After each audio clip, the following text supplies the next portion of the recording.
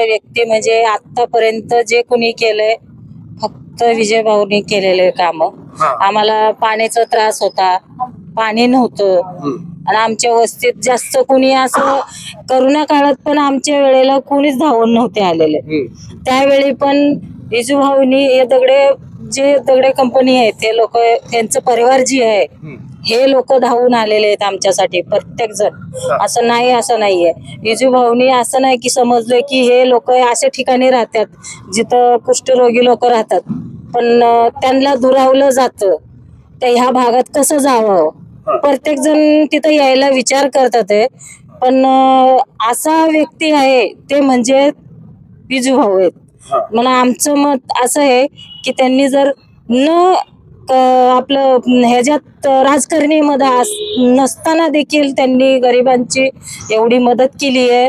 त्यांच्यासाठी त्यांनी उभा राहतात आहे. असं कुठलीही गोष्ट कुणी मरण जरी पावलं तर त्या ठिकाणी ते लोक येऊन असं नाही की मदत हो कुटुंबासारखी उभा राहतात.